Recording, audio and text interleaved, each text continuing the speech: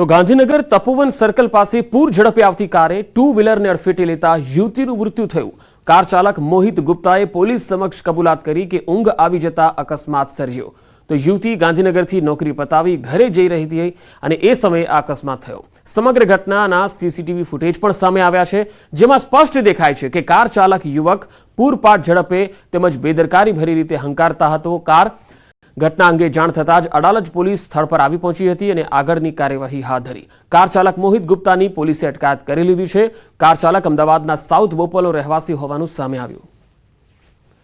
તો તપોવન સર્કલ પાસેનો આ બનાવ સીસીટીવીમાં કેદ થયો છે।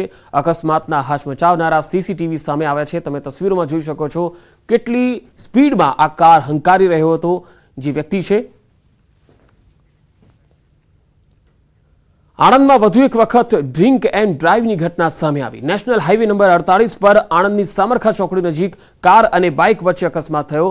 હોટલ પ્લેઝન્ટની સામે બ્રિજ ચડતા જ કાર ચાલકે બાઇક સવારને અડફેટે લીધો। કારમાંથી શંકાસ્પદ બોટલમાં કેફી દ્રવ્ય મળી આવ્યું। અકસ્માત થતાં જ કાર ચાલક અને અન્ય એક શખ્સ કાર મૂકીને ફરાર થઈ ગયા હતા। ઘટનામાં બાઇક ચાલકને ગંભીર ઈજા પહોંચતા સારવાર માટે ખસેડાયો હતો। આણંદ પોલીસ સ્થળ પર પહોંચી આગળની કાર્યવાહી હાથ ધરી।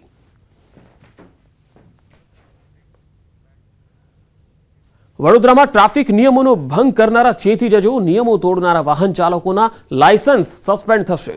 પોલીસે 106 વાહન ચાલકોના લાયસન્સ સસ્પેન્ડ કરી દીધા છે। આ લાયસન્સ સસ્પેન્ડ બાદ વાહન ચલાવ્યું તો પણ દંડ થશે। 5000નો દંડ ભરવાનો રહેશે। 150 વાહન ચાલકોની યાદી તૈયાર કરી આરટીઓને મોકલી હતી। યાદીના આધારે 150માંથી 106 વાહન ચાલકોના લાયસન્સ સસ્પેન્ડ કરી દેવાયા છે। નિયમો તોડનારા વાહન ચાલકો હવે ચેતી જજો। 106 વાહન ચાલકોના લાયસન્સ સસ્પેન્ડ કર્યા, કારણ કે આ એવા વાહન ચાલકો છે કે જેઓ ટ્રાફિકના નિયમોને વારંવાર ઉલ્લંઘન કરતા હતા, વારંવાર નિયમો તોડતા હતા। હવે લાયસન્સ સસ્પેન્ડ થયા પછી પણ જો વાહન હંકાર્યું તો 5000નો દંડ ભરવાનો રહેશે। હવે પોલીસ તરફથી આરટીઓને આ તમામ જે વાહન ચાલકો છે તેની યાદી મોકલી આપવામાં આવી છે। એટલે હવે કોઈ પણ વ્યક્તિ ટ્રાફિકના નિયમોનું ભંગ ના કરતા, નહીં તો લાયસન્સ સસ્પેન્ડ થઈ શકે છે। વડોદરામાં પણ અકસ્માતના બનાવો વધી રહ્યા છે। ટ્રાફિકના નિયમો જે છે એ મોટે ભાગે શહેરીજનો પાળતા નથી। ક્યાંક હેલ્મેટ નથી પહેરતા તો ક્યાંક ઓવર સ્પીડમાં જઈ રહ્યા છે। વધુ માહિતી મેળવીએ। વડોદરાથી સંવાદદાતા હાર્દિક દીક્ષિત જોડાયા છે। હાર્દિક, આજે લાયસન્સ સસ્પેન્ડ કરવામાં આવેલા છે, આ તમામ જે વાહન ચાલકો હતા તેમની સામે કયા પ્રકારના ગુના હતા, એટલે ટ્રાફિકના કયા કયા નિયમોને તેમણે તોડ્યા હતા? બિલકુલ બીજો ફક્ત વડોદરા જ નહીં, સમગ્ર રાજ્યની આખી આપણે જો વાત કરીએ તો ટ્રાફિકના નિયમોમાં ખાસ કરીને એક તો હેલ્મેટ અને બીજું કે ટ્રાફિકના સિગ્નલનું પાલન કરવું, આ બે પ્રકારના ગુના જે છે તે વાહન ચાલકો જાણતા અજાણતા આચરતા હોય છે। ત્યારે વડોદરા શહેર ટ્રાફિક પોલીસ છે તેમના દ્વારા વિશેષ ઝુંબેશ જે છે તે શરૂ કરવામાં આવી છે અને જે વાહન ચાલકો અનેક વખત ટ્રાફિક નિયમોનો ભંગ કરે છે અને ઈ મેમો પણ ભરતા નથી તેવા વાહન ચાલકો સામે સખત કાર્યવાહી જે છે તે કરવામાં આવી છે।